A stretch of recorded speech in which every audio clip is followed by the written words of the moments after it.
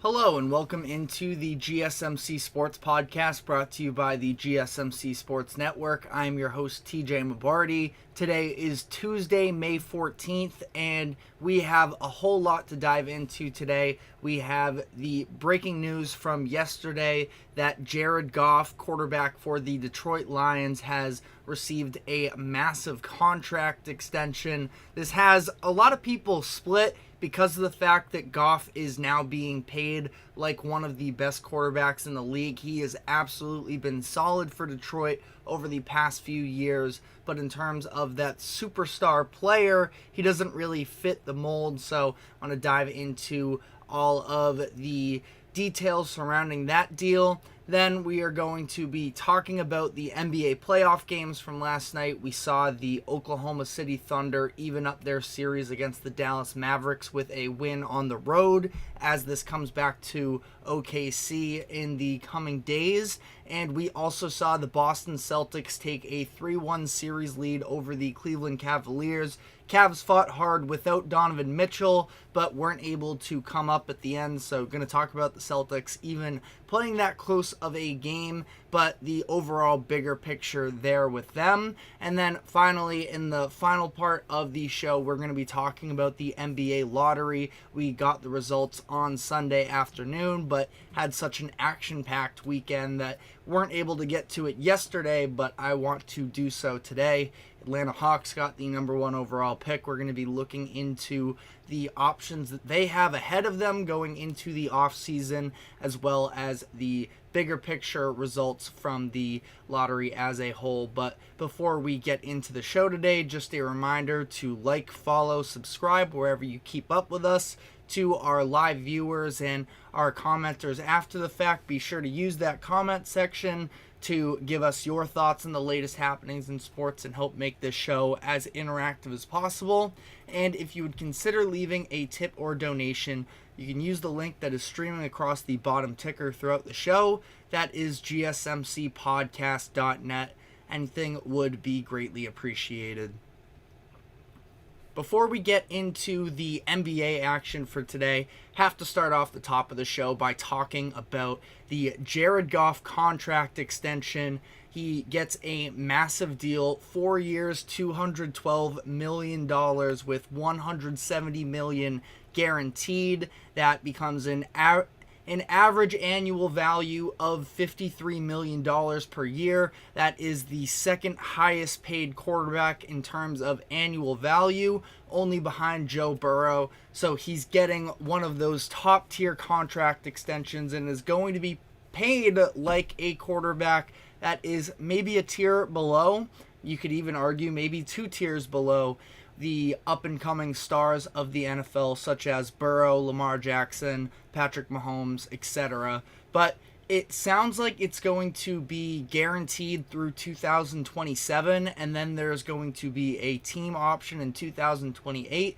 We don't have all of the final details fully released just yet, so we will definitely keep you updated on that. But again, it sounds like the next few years are going to be fully guaranteed, and the Lions are locked in with their quarterback. Goff is still just 29 years old, so it is something where it doesn't feel like the cliff is necessarily on the horizon for him to fall off of and see his play drop because of age. It's just a matter of there's a lot of people who don't really believe in Jared Goff still, despite the fact that last year he played really good football. And it's this conversation of, is he a top 10 quarterback? Is he a top 12 quarterback? Well, last year, if you at least look at the body of work, he was absolutely a top 10 quarterback in my eyes. Threw for 4,500 yards,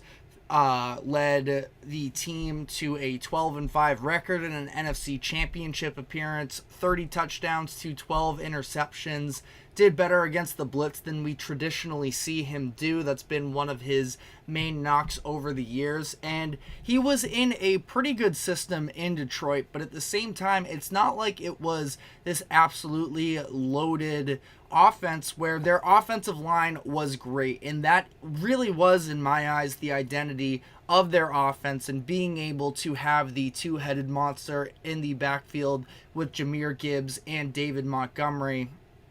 But I think that at the same time, Josh Reynolds was the second leading receiver for the Lions last season. And, obviously they're hoping that Jameson Williams can sort of come through and be a big piece for them as they continue to build this thing up. But it's not necessarily an elite receiving core that he's playing with. He needs an offensive line. That is something, like I mentioned, playing under pressure has been a concern with him over the years.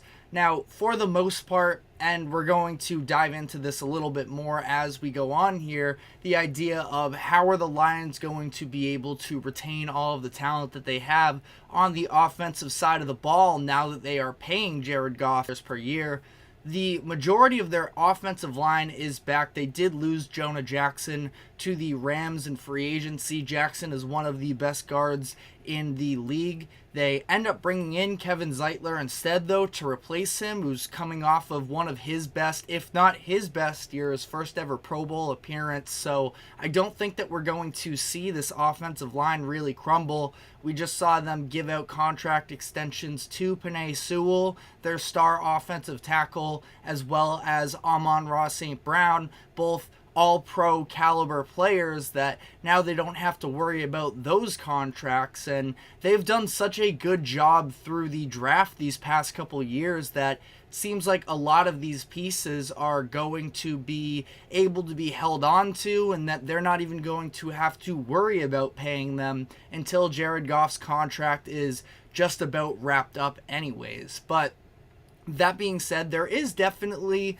some level of concern about can Jared Goff maintain the level of play that he did last year. He had his best season of his career in my eyes, but again, I think that we can talk about personnel, but one of the main factors in this equation is Ben Johnson, their offensive coordinator. And part of the reason why I think this was such a necessary move for the Lions to make sure that they have Jared Goff is because of the fact that it was seen from the head coaching perspective, and I should say more generally speaking, the coaching staff, that there is a real belief in this team. Ben Johnson, their offensive coordinator, was one of the hottest names in terms of the head coaching search, and he was at least rumored to be the number one target for the Washington Commanders as their next head coach. And he came back and said that he is determined to help this core win a Super Bowl.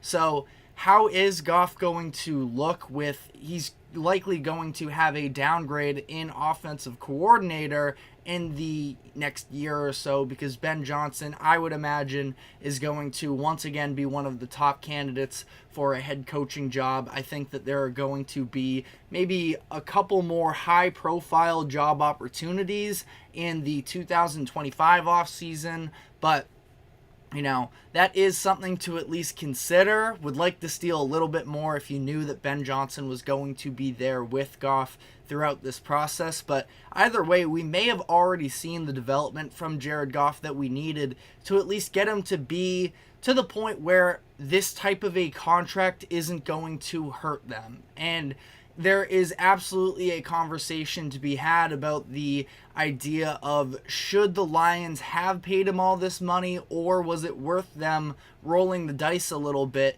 on this upcoming season and seeing how he performs there? Because if Goff were to have let's say the exact same caliber of season in 2024 as he did last year, he would make more money next offseason, because there would be a team out there that would be willing to pay him probably a little bit closer to the $60 million range. And I think that for the Lions, getting ahead of this as soon as possible, as long as, let's say in a perfect world for them, that Goff is not going to fall off, that we see this time and time again with the quarterback market, it only continues to climb. There are a couple other pretty big names that are going to be out there, and Tua Tagovailoa, Dak Prescott, of course, Trevor Lawrence is going to be getting a contract extension soon enough as well. So when all of those start to roll in, that is also going to drive up the price for Jared Goff.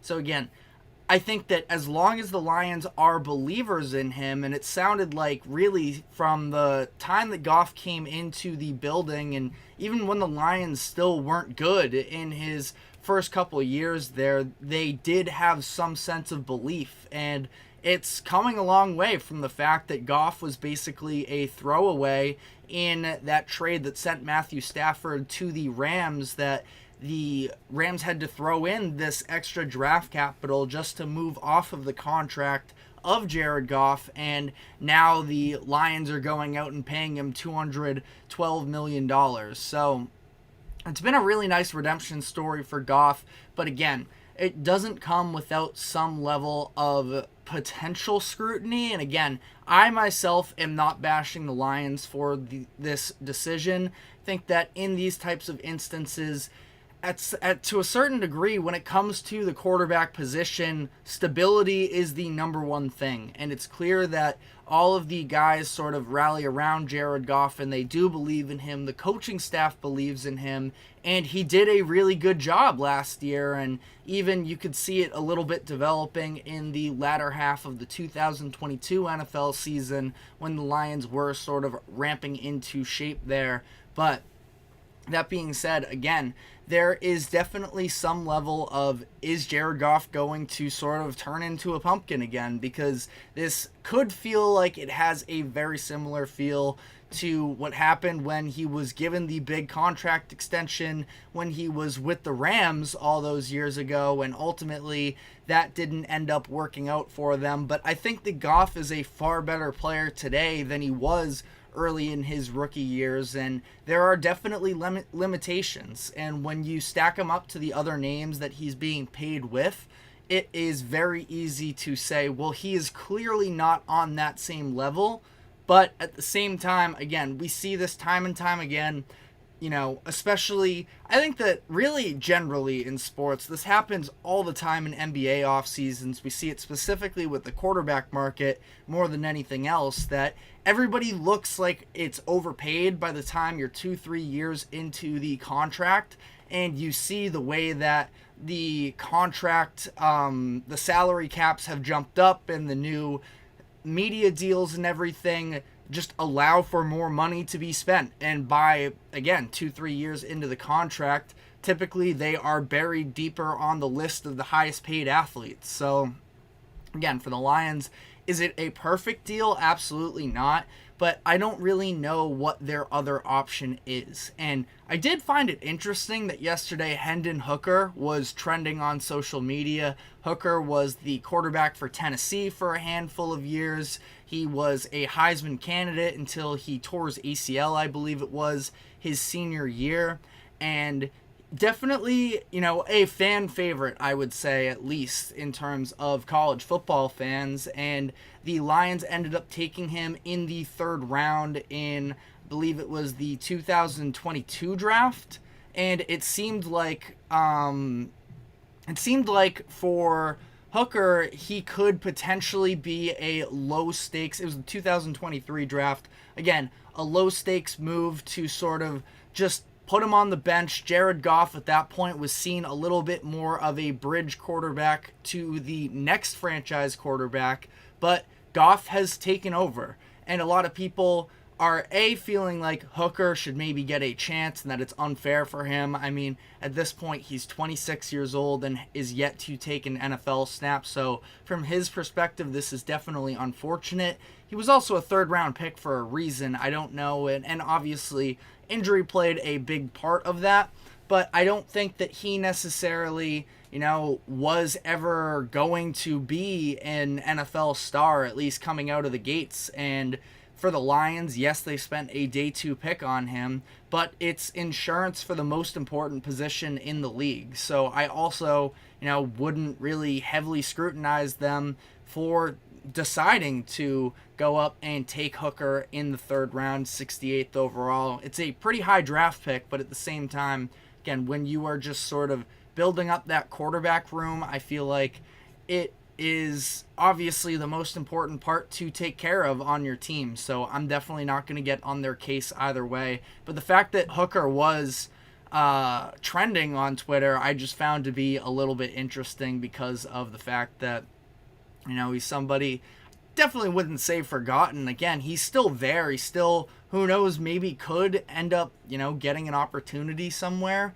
But I just don't think that the expectations at the NFL level were ever really that high for him anyways. And if you are sort of coming after Detroit for using that pick, I don't think that they knew at the time that they were going to be giving Jared Goff a contract such as this. And they just wanted to see if things don't work out with Goff. They were sort of, at the time at least, stuck with the Goff contract as a result of the Stafford trade, and he just ended up being the answer for them. Now we'll see how much longer that lasts. Definitely let me know in the comment section what your thoughts on this whole situation are. But we are now going to be taking our first break of the show. When we come back on the other side, we're going to be starting to dive into the NBA playoff action, starting with the Oklahoma City Thunder in a fourth quarter comeback, being able to pull off the perceived upset, at least in terms of betting odds, and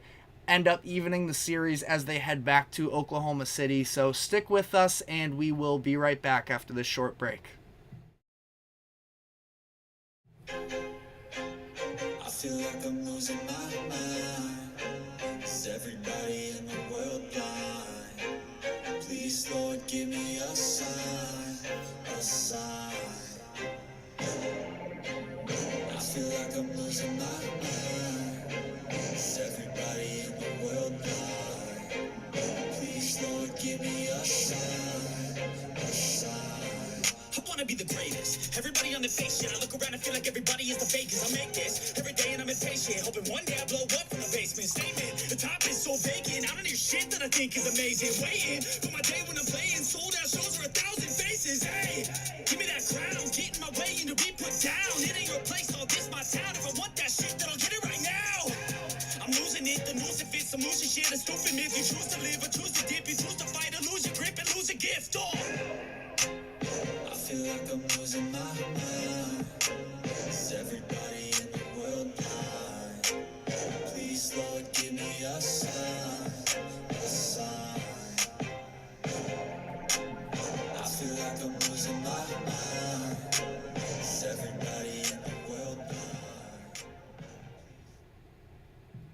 Welcome back into the GSMC Sports Podcast. We're now going to be moving on to some NBA playoff action. We're going to start with the late game from last night, which saw the Oklahoma City Thunder come back in the fourth quarter to defeat the Dallas Mavericks 100-96 and end up evening up this series as they head back to Oklahoma City. This was yet another great game. This series has all the feels that it could go 7, as we've had a handful of really competitive games, and yet again we saw the stardom of Shai Gilgeous-Alexander. And it's funny with him because it was about halfway through the third quarter, and you just almost, I don't know what it is about Shai's game, probably the fact that he isn't super effective from the three-point line, but his scoring just flies under the radar, I feel like, a lot of the time, and he got himself really going in that third quarter and helped carry it through the rest of the game. But I was just curious, and I looked up and I saw he had 20 points on 8 of 16 shooting, and I'm like, this dude just continuously every single game gets his, and he does so almost so quietly. Just an absolute killer in the mid-range. That's where he got the majority of his damage done last night, and he ends up with 34 points on 14 of 27 from the field. Again, did not make a three-pointer in this game, and even as far as free throws, I believe he went 6 of 6, but some of those were intentional fouls at the end as well. So again, just mid-range after mid-range. That short corner shot, he hit a couple of them in the left short corner where it looked like he was essentially behind the backboard pulling up over defenders. I mean, he just does not get enough credit, I feel like, in terms of being a difficult shot maker, and it feels like, I don't know, at this point I'm so ready to just retire from NBA Twitter because he gets this reputation of being a free throw merchant, but he is just so much more than that, and he provides such an elite level of scoring for the Thunder where it seems like they really need it, because at the end of the game we saw sort of some of the shortcomings of the youth, and it's not just in this game that we've seen it, but a couple, Jalen Williams, for as incredible as he is and still believe that he has the, potential to be an all-star player, possibly even all-NBA someday. He hasn't necessarily been fully the same version of himself from the regular season so far in this postseason. Last night sort of struggled again, at least from a scoring perspective. 5 of 19 from the field, scored 14 points. Now, he is still an asset because defensively he has all of the length to throw at other teams.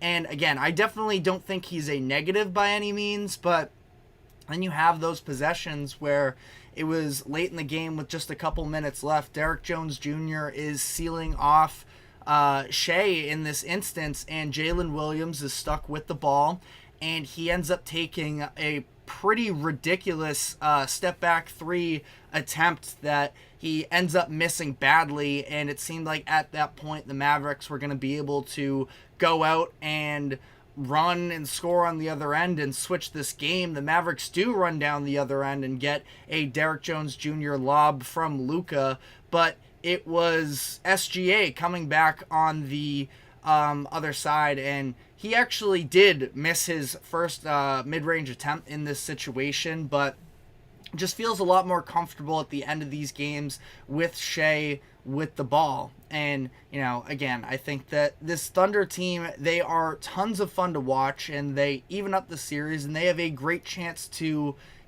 come out on top in this. But at the same time, there are just absolutely sort of adjustments that the team is going to have to make. We've talked about it in the past here. The Josh Giddey minutes have just continued to decrease over the course of the game.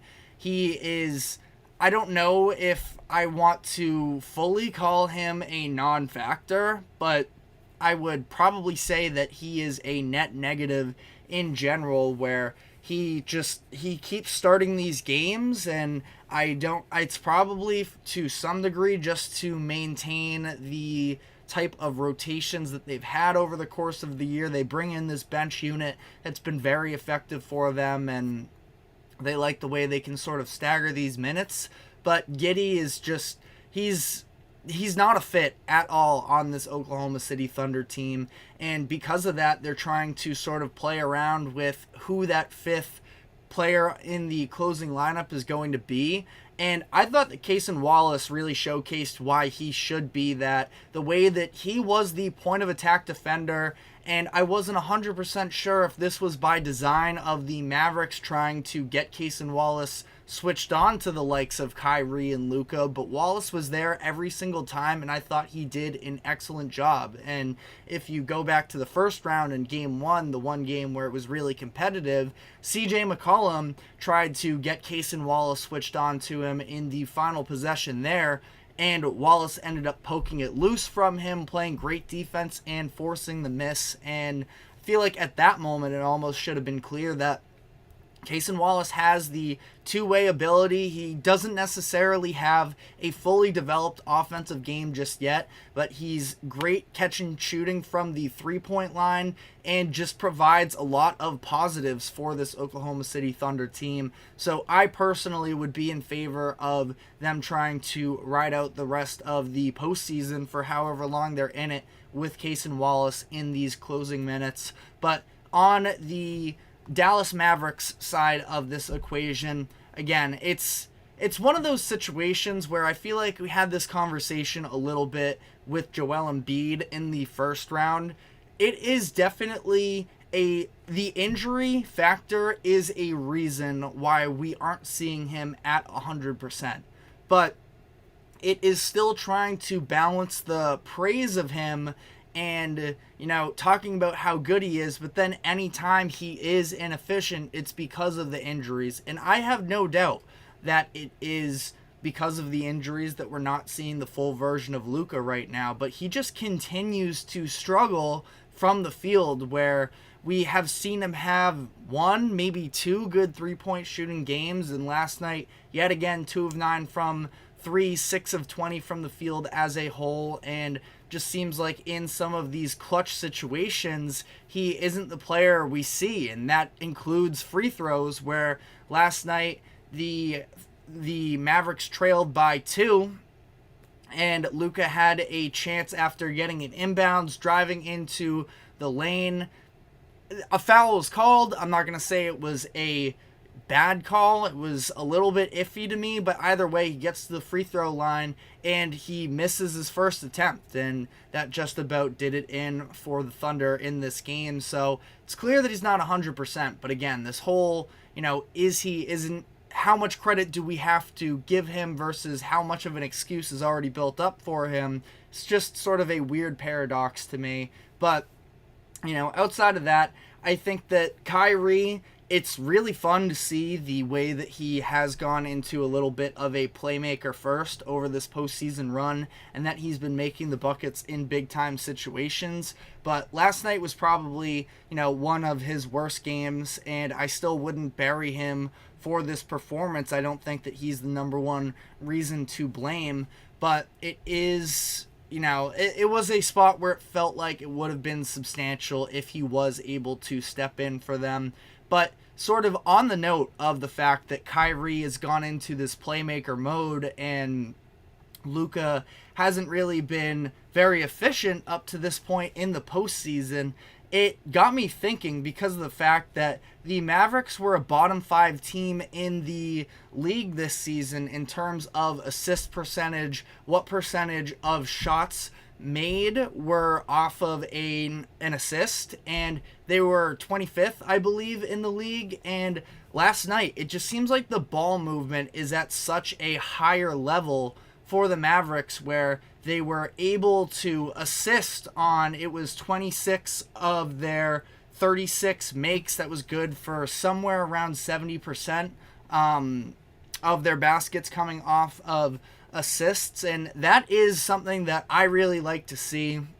As much as, we know that in isolation, Luka and Kyrie can both individually be great, the fact that we are seeing the development of this team game a little bit more, which includes PJ Washington, who for the third time in this playoffs, I think the third straight game as well, has led the Dallas Mavericks in scoring. Last night scored 21 points, and he has just been a revelation for this Mavericks team, and it's really fun to watch. I sort of likened the situation piece of this sort of similar to Aaron Gordon when he was traded from the Orlando Magic to the Denver Nuggets, where now his sort of supplementary skills that do impact winning, he wasn't necessarily able to fully showcase those in some situations where, winning wasn't necessarily a priority, and even if it wasn't a priority, the talent around him just wasn't good enough, so he had to sort of force the issue a little bit more himself, and that's just not necessarily what he was. But now we're seeing PJ Washington in this third role, and he has just been such a massive piece for them.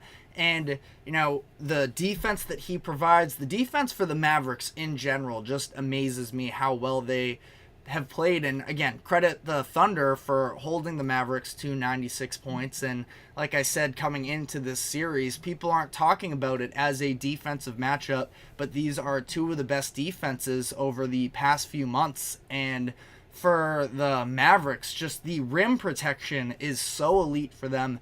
13 blocks as a team. You get 4 of them from Derrick Jones Jr. from your wing, and then the fact that Gafford has 3, Derek Lively has 4. It is just a really impressive situation, which is, baked into this matchup in particular. The Thunder are a good perimeter, a 3-point shooting team, and can score from the perimeter generally, which makes this a little bit more of a difficult matchup, I think, to some degree at least, for the Dallas Mavericks. But I still think that they have done an excellent job when the three-point shots aren't falling. And in large part, they're not falling because some of these rotations defensively, they just look like this really solid unit that, we give the Timberwolves all the credit in the world, and deservingly so, for the type of team defense that they play. But Mavericks are sort of on that level as well. Jason Kidd has,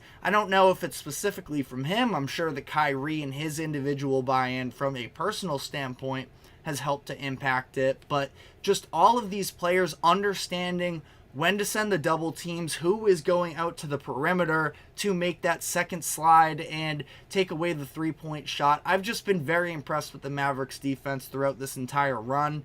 And again, I think that this is probably just about the most compelling series we have had up to this point. I hope it goes all 7, but let me know what your expectations are in the comments section. I think that we have a great one on our hands, and I think that this is also going to be, this type of a tough series is going to definitely help the Thunder as time goes on here to sort of be stronger mentally. And again, I know that the personnel part of it with Josh Giddey is definitely an issue that sort of extends beyond, individual maturity. It's just so weird with him. Like the fact that even in these, bench minutes when Shea is on the bench, that he can't operate the offense himself. And again, he's picking up these stupid turnovers and fouls. It is pretty ridiculous to me. And, ultimately last night, his box score is a +6, but it just does not feel like,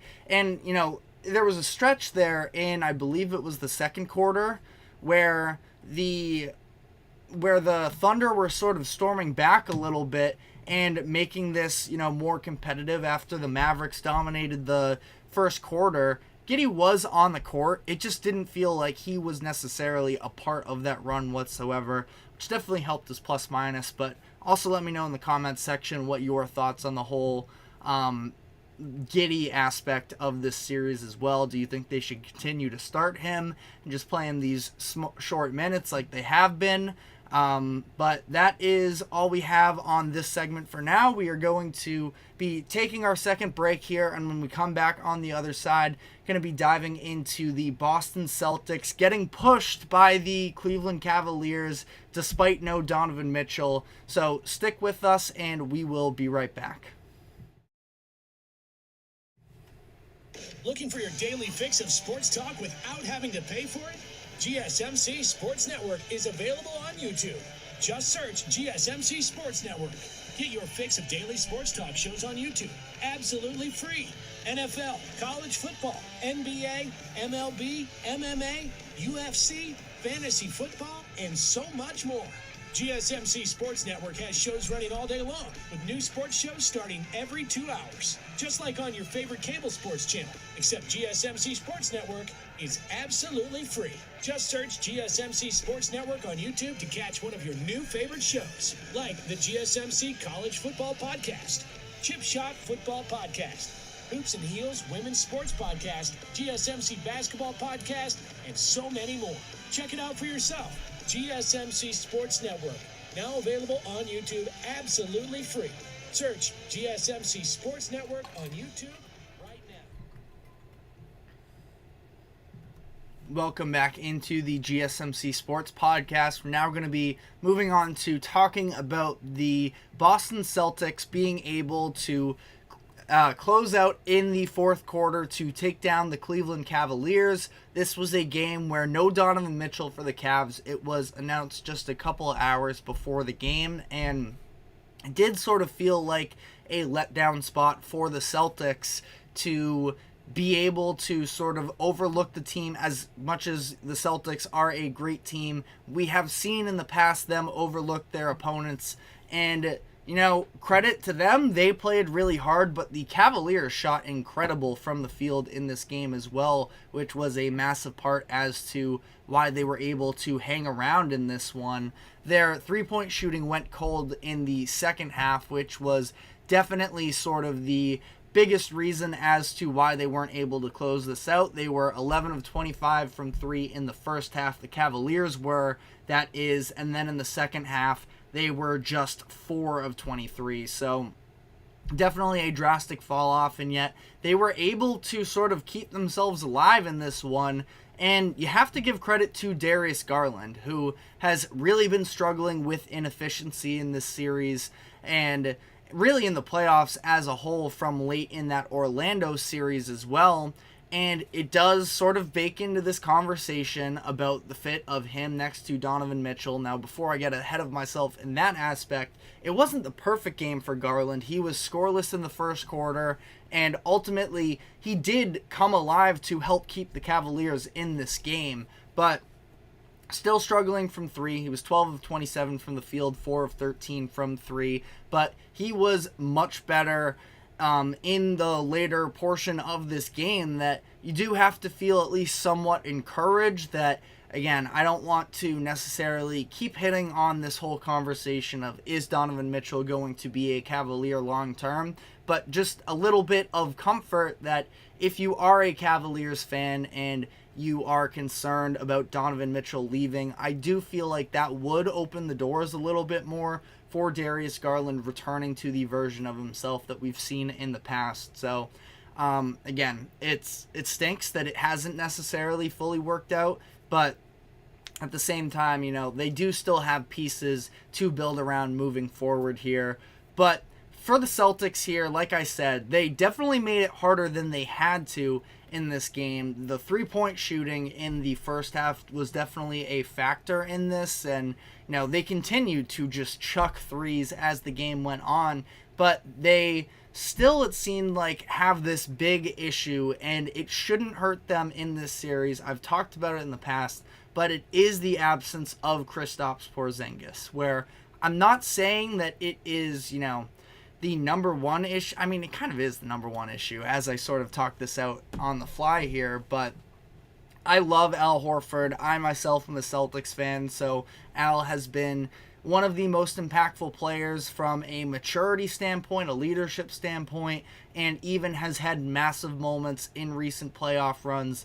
But it's clear that the age is definitely a factor with him, and we saw that Joe Mazzulla tried to, after playing him 38 minutes in Game 3 and seeing how that sort of played out for his production, tried to scale it back a little bit. A lot of Luke Cornett minutes in this game, which he wasn't bad necessarily. Again, I'm not the biggest Cornett fan, but I thought that this was a direct result of the fact that Al was struggling in Game 3, and even still, it didn't really make all that much of an impact in this game, where he is now 0 for 10 from 3 in these past couple games.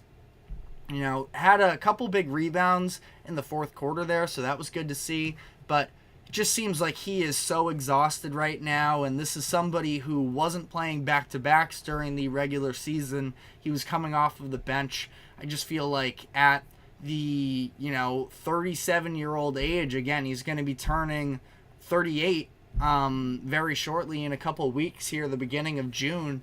It's a lot to ask him running around as much as he is, and the Cavaliers know this. They are absolutely trying to take advantage of him on the perimeter, time after time getting switched on to. Draymond Green was on the TNT halftime report, and he made a comment about the fact that, Al Horford is the one you get switched on to, and, that sort of rubbed me the wrong way. I don't think that Al has always been, the same version as he is at 38 years old right now, but Draymond did say that Steph Curry talked about the fact, bring me Al Horford so I can go to work on him, and it does seem like right now he's struggling on the perimeter, and the fact that Draymond was in the studio to sort of highlight that as well did at least, resonate with me to some degree.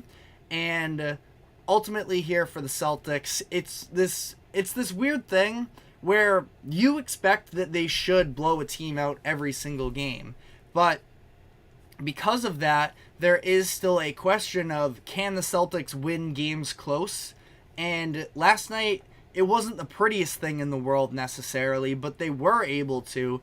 This was, I believe, the first time the Celtics have won a game this postseason by less than 13 points. every game that they've won, they've dominated for the most part. And again, there are still some shot selection things when it comes to the Celtics. There was a Jaylen Brown with time left on the clock pulling up in that mid-range, and he ended up kicking out his legs to get an offensive foul. That was sort of immediately visible that was going to be, I think they initially called it a defensive foul, and then it was a very easy review for the referees to reverse that and make it offensive. But, you know, with Brown, with Tatum and all these fallbacks, and I mean, Tatum was feeling himself from that mid-range sort of fadeaway shot, but at the same time, it's like these, specifically the shots where he tries to pull up from three over Evan Mobley. I do not understand the logic behind it whatsoever, and Mobley is probably just a defensive assignment that you want to stay away from as much as possible, but to then try and shoot over him with his wingspan, I just feel like it is a pretty ridiculous take. And, you know, ultimately, I think that it was at least good to see that the Celtics were able to play the defense they needed to late in this game to, you know, make sure they close it out. I mean, it looked like at one point early in that fourth quarter they had built up a 15-point lead that they were just going to pull away. The Cavs kept it interesting in large part because of Darius Garland's scoring, but, you know, they end up winning a closer game, 7-point win for them in the end. You know, weird Derek White minutes right now where you couldn't have expected him to, you know, be the level of scorer that he was through the entire playoffs. During the Miami Heat series, he seemed like he couldn't miss from three, and now it's really catching up with him. Last night, just 5 points, 1 of 6 from the field. He's still playing solid team ball, but there were a couple times, too, where he got beat off the dribble around the perimeter. And Celtics do seem to definitely be allowing a lot of opportunities in the paint. Now, Kristaps Porzingis, it's not like he's your prototypical, you know, paint beast, but at the same time, he provides a level of defense and being able to protect the rim that the Celtics definitely need. And then on the other end, again, I talked about this before, Al is taking these threes, but it's the fact that Evan Mobley isn't even respecting the perimeter shot. He's leaving him wide open, and instead he is helping to protect the paint on the other end. So that's being taken away a little bit from the Celtics. So I think that the talent disparity, especially for however long this Donovan Mitchell injury lasts, again, it was a calf strain, at least what it's being reported as, happened in the last couple minutes of Game 3, supposedly. If he comes back, I mean, ultimately, I think that this series is just about over. Cavs can keep it close and competitive, and, you know, the Celtics haven't been a very good home team during the past few playoff runs, but ultimately, I think that this Porzingis piece is only going to continue to be a bigger factor as the playoffs move on. So that's definitely something that we're going to be looking into. He was at least on the court yesterday going through some workouts, so it seems like he's getting closer to being able to return. But as of right now, at least, Celtics have taken care of business when they've needed to. And we sort of poke holes in them because we know that they are the odds-on favorite to win the finals, and they have been in this type of a spot for a handful of years now. So that's the reason why, you know, it's sort of the default to be a little bit more critical of the Celtics, because we've seen this routine before. But I did think that this was a solid win for the Celtics to pick up. Again, this was such a classic letdown spot for this specific Celtics core, and they were able to come away with the win. But let me know what your thoughts were in the comment section. We're going to be taking our next break here, and when we come back on the other end, we are going to be diving into the NBA lottery and the Atlanta Hawks coming from the play-in tournament to the number 1 overall spot. So we are going to be diving into that. Stick with us, and we will be right back after this short break.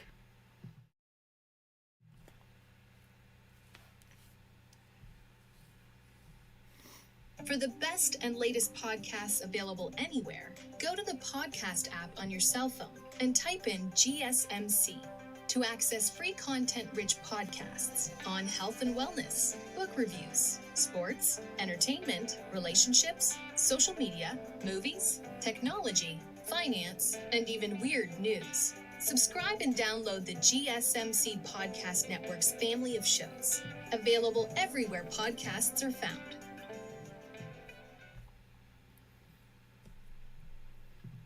Welcome back into the GSMC Sports Podcast. Now going to be moving off of the playoff action and talking about the NBA draft lottery that took place on Sunday afternoon, and we got a big shock as we saw the Atlanta Hawks surprise to be awarded the number 1 overall pick. This was the team with the second lowest odds headed into the lottery, just a 3% chance, the 5th most unlikely lottery winner in the history of the exercise. And this is, for the Hawks, the first time they have ever won the lottery, the first time they've had the first overall pick since 1975. In that draft, it was David Thompson that they selected with that number 1 overall pick. Now, I didn't even fully know the whole story behind this, and there are still details I don't, but the Hawks were dealing with a couple of fines at the time that they didn't actually have the money to sign David Thompson, so he ended up signing with the Denver Nuggets, played in the ABA with the Nuggets for a couple years, then eventually the Nuggets joined with the NBA, and he was a multiple-time All-Star, multiple-time All-NBA player. So definitely a little bit of history there with the Hawks and the number 1 overall pick. Or really, I should say, not a lot of history there with having number 1 overall picks on their roster. But the Hawks were already destined for an offseason where there were going to be a lot of questions around what they should do. They have DeJounte Murray on an expiring contract, and that's really where the conversations begin, because there is this question of, can he and Trae Young coexist? From what we have seen over the first few years of this experiment, the answer is no. And I do feel that way, that they just, for whatever reason, have not been a great fit with one another. Trae Young is a very ball-dominant point guard, and you can definitely say that DeJounte, if he had developed a little bit more in terms of being an off-ball scorer, then this could have sort of meshed in a better way. But ultimately here, it's just been very clunky for DeJounte and Trae Young alongside one another. So it becomes interesting because of the fact that DeJounte Murray was one of the most sought-after players at the trade deadline. Specifically, the Lakers were very heavily attached to him, but it was a pretty uneventful trade deadline, and DeJounte Murray was, one of the best players available on the market. They decided to hold on to him, and now, for their sake, they could probably sign and trade him, but you're only going to get 50 cents on the dollar for him. You're not going to get much of a return at all, and that's, if a team with cap space wants to come in and sign him, there is a chance that they could just see him walk away for nothing in return. And that's a tough pill to swallow, considering how much they gave up for him when they made the deal in 2022, giving up 3 first-round picks and rights to another pick swap as well. Now, one of those draft picks ended up being a protected one from the Charlotte Hornets. That didn't pan out, so really it's closer to 2 first-round picks, unprotected in 2025 and 2027, and then the Spurs also have the rights to swapping picks with the Hawks in 2026. So because of the fact that the Hawks don't have control over their draft capital over the next few years, there's not a real reason to blow up the entire process and being okay with bottoming out. We've seen other teams try and operate under the system of reconciling their draft capital by making other moves and just sort of rebuilding through other teams' draft capital. Example of this is the Brooklyn Nets, where they sent a bunch of capital to the Houston Rockets in order to acquire James Harden, and now they have sent off Kyrie Irving and Kevin Durant to take on draft capital from other teams, but they did, as a result of that James Harden trade, just give away the number 3 overall pick to Houston. So it's not a super appealing way to run your team, at least in my opinion.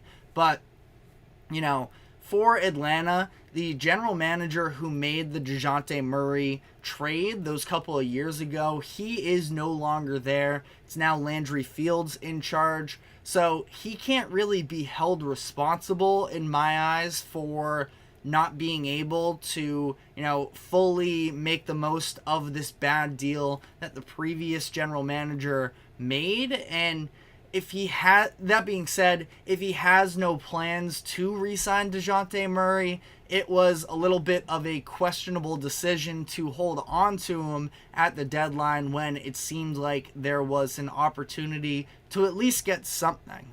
And, you know, for their sake, they were at least in the play-in tournament and were in the conversation a little bit. But, you know, outside of that, best case scenario for them was taking home that 8 seed and suffering a similar fate to the Miami Heat. But they couldn't even beat the Bulls in the 9-10 game. So ultimately, you know, it just seems like it would be a strange decision for them to have that play-in season that play-in tournament berth be worth not getting anything for DeJounte in return. But either way, when you look at this draft, there isn't really a consensus franchise-altering superstar that's available. So it may be worth sort of shuffling the cards, moving trade, like, because of this, I think that it becomes a very interesting conversation as to Trae Young is somebody you can conceivably build your team around. Because there isn't one of those similar types of players in the draft, it does sort of, you know, make it an interesting conversation surrounding the idea of whether or not they can try and build around whoever this number 1 overall pick is going to be. Now, I'm a big fan of Jalen Johnson, the forward out of Duke a couple years ago that they drafted. I thought he was in prime position to be a most improved player candidate until he was sort of dealing with injuries. He didn't hit that 65-game threshold to be eligible, but I really like the season that he put out there. I've always been a fan of Onyeka Okongwu as well, so they have some pieces. Now, again, whole conversation here, because Trae Young would undoubtedly be able to get you all of these additional assets. Is that worth it, though, to move off of him without knowing you're getting a, you know, true star with that number 1 overall pick to sort of fill the void of being the franchise player?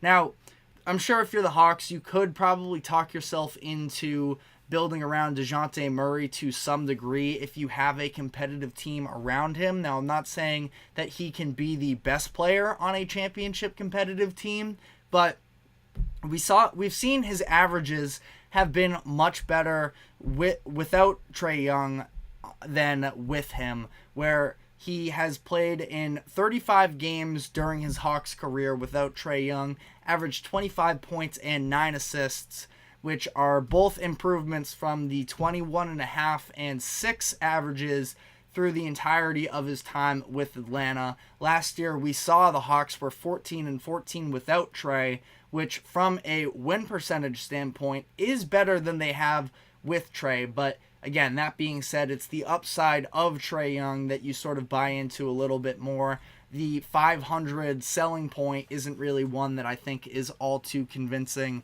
if you are in the camp of trade Trae Young. But if they were going to trade Trae Young, I think that it has to be for some draft assets in the future. and they need at least one all-star caliber player in my eyes. It's not, again, not having their own draft capital over the next couple years means that it isn't worth them sort of trying to fully build up for the future. If they do this, it's to get a really solid player and be a more competitive team than they've shown in these recent years. And yes, of course, they make the conference finals in 2021, but I do believe that that was a little bit more of a fluky run that we've seen sort of in the past with some of these conference finals runs in the NBA.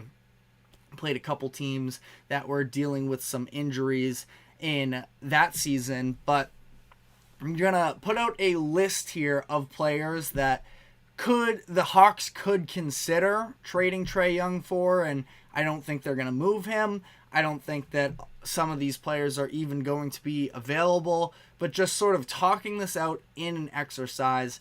Top two targets would probably be Brandon Ingram and Paul George. The Pelicans also have a bunch of future draft capital as well that they could put in along with Brandon Ingram. Some of that capital coming from the Lakers as well. So not sure how that's necessarily that situation in LA is fully going to play out. Could make for a little bit of an interesting trade package there. And then, again, some names here that I'm just throwing out there, not even saying they're going to be available, but they could maybe make a run for Jimmy Butler, Devin Booker, Kevin Durant. I think that the lowest tier of players that they could sort of look for in a trade like this that just came to mind were one of the pieces from Cleveland. There's a bunch of interchangeable moves there to be made. Julius Randle or DeMar DeRozan. Again, that's sort of the baseline of the types of players they would need in return for Trae Young. I don't think they're going to move him, but we will sort of dive into this whole idea more in depth as the offseason pushes on here. I don't think that there's really all that much that they could get for the number one pick the number one overall pick alone. Bill Simmons of The Ringer, he put out the idea that it would probably equate to something like the third best player on a competitive roster. Like the number one overall pick in this draft would, if you were to trade it straight up for somebody, it would be along the caliber of Lou Dort. If that's the case, it's probably more so just worth for Atlanta to stick and pick. And I know that Alex Sarr is the perceived number one pick. I don't love the fit there. And Atlanta, they already have the big men in Capella and Okongwu. I do think that Capella is definitely expendable. And I don't know. I think that it's just a little bit of an awkward fit there. But ultimately, I think that the best case scenario for the Hawks would be to get a couple high first round picks to take a couple swings at some key role players. I don't think that the Spurs would do this, but if they were to be able to pull off some sort of trade similar to the number 4 and number 8 overall picks from San Antonio, I think that that type of a package would be massive for them. But let me know what your thoughts are in the comment section.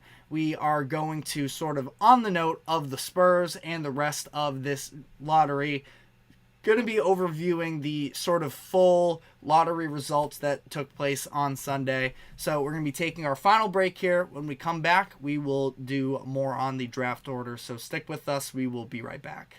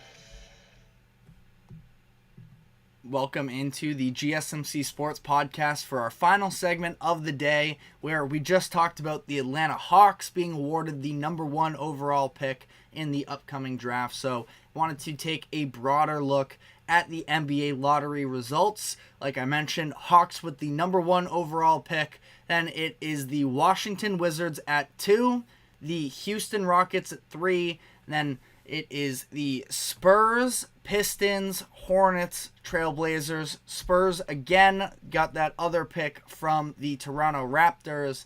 At number 9, it is the Grizzlies, followed by the Jazz, Bulls, Thunder, who get their pick from the Rockets, the Kings, and then the Trailblazers once again getting their pick from Golden State. So ultimately here, we just went in depth with the Hawks decision here. I want to look at the fact that the Spurs have 2 picks in the top 8. They got that 8th overall pick from Toronto, trading Jakob Poeltl, which is a very good return if you ask me. Now, of course, the perceived talent in this year's draft is not quite to the level of an average number 8 overall pick, but definitely a little bit of a continuation of the Raptors just continuing to sort of mismanage their assets and just not a very good return as a whole. I think the biggest thing for the Spurs is going out and finding somebody who can play actual point guard minutes for them. Now, who that exactly is, still up in the air. I don't know if there necessarily is a prototypical point guard at the top end of this year's draft. A lot of people have sort of compared Nikola Topic to the Goran Dragic type of player, which could be a little bit more of a fit.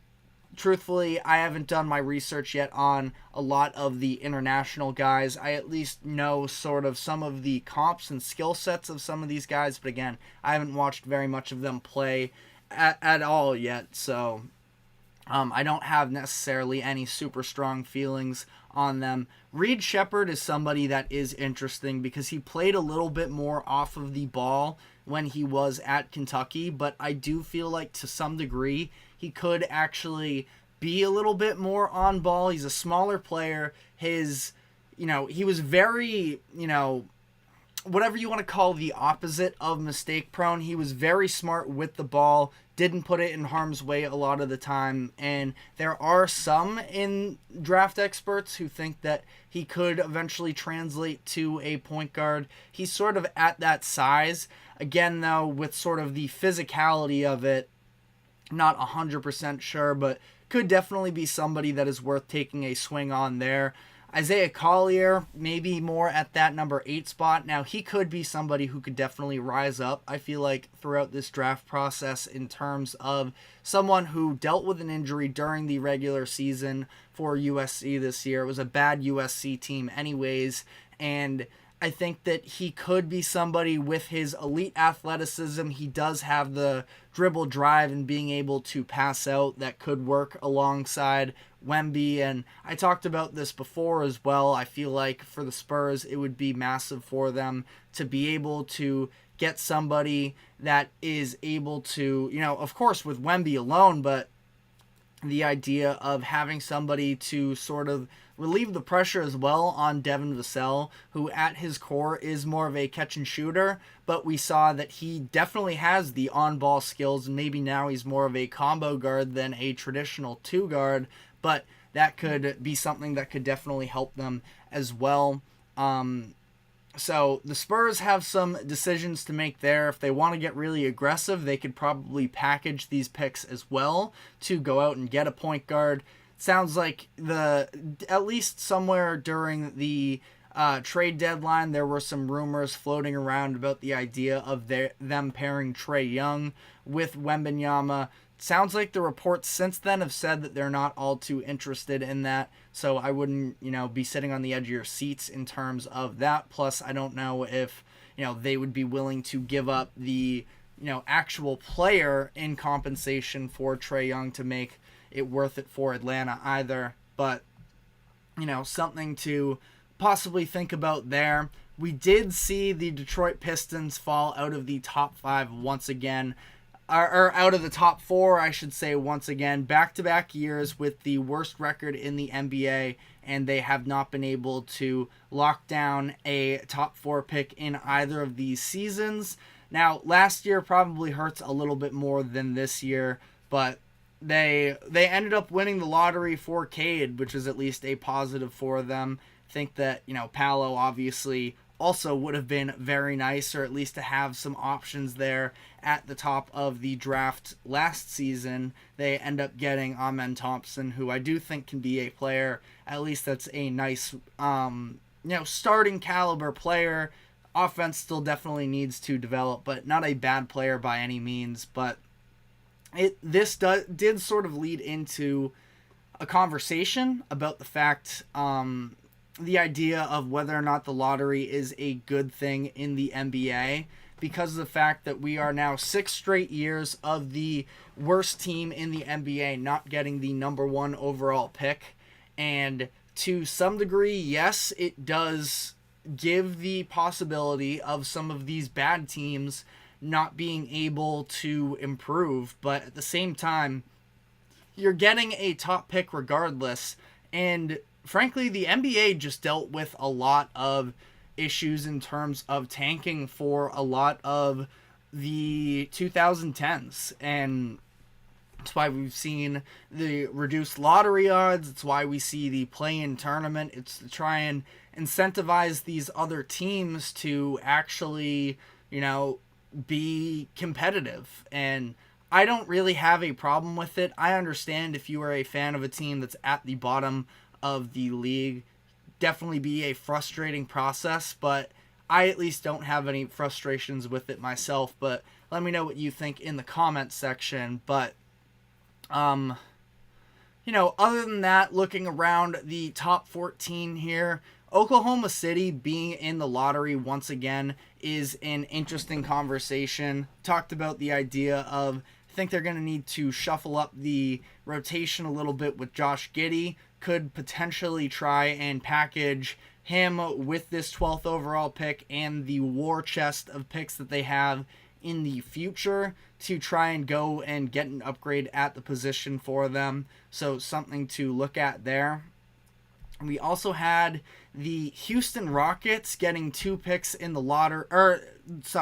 They traded their pick in the lottery, but they still end up with the 3rd overall pick because of that James Harden trade. They get it from Brooklyn, as the Nets are just also, again, we sort of talked about this with the Hawks, it can be very messy, clearly, when you are trying to go through a whole rebuild with other franchises' assets. And this is a reason why Ringer put out a stat that this is the 3rd time the Nets have given another team a top 3 pick since 2016.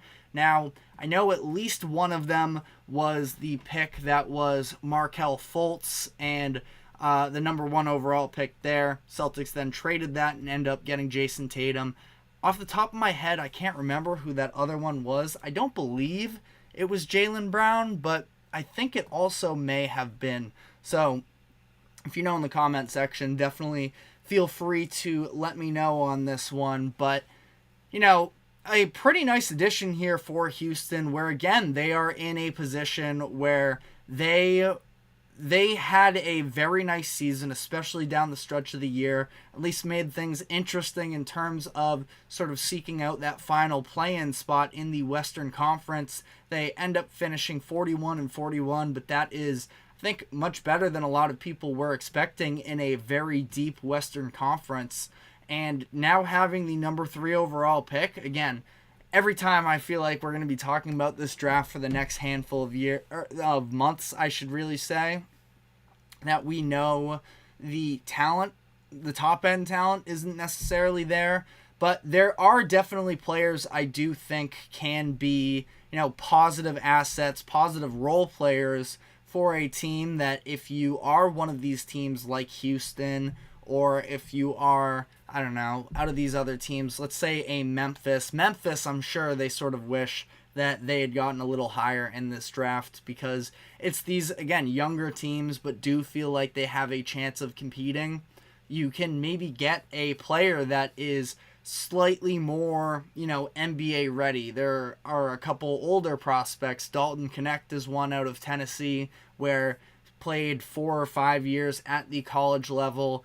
Should be a scorer, I think, from day one when he steps into the NBA, and could definitely be an asset, where in other drafts where there's a lot more freshman youth talent, that we could potentially see him go a little bit higher despite his age, because of the fact that the rest of the talent sort of surrounding them is not elite necessarily in this draft class. But we're going to be doing tons more NBA draft, at least as the offseason progresses. But that is all the time we have for today. Thank you very much for tuning into the GSMC Sports Podcast. Thank you to the GSMC Sports Network for allowing us to host this show. Remember to like, follow, subscribe wherever you keep up with us. Check us out on social media as well for more exclusive short content. And we are live every 2 to 3 p.m. Eastern on weekdays. So we will be back tomorrow. Take care, and we will see you then.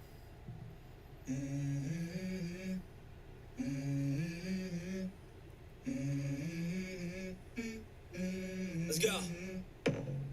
I wake up to a little bit of drool on my pillow, feel like it's gonna be a bad day. Yeah, I'm tired of shit, and the coffee ain't hit yet, damn, ain't that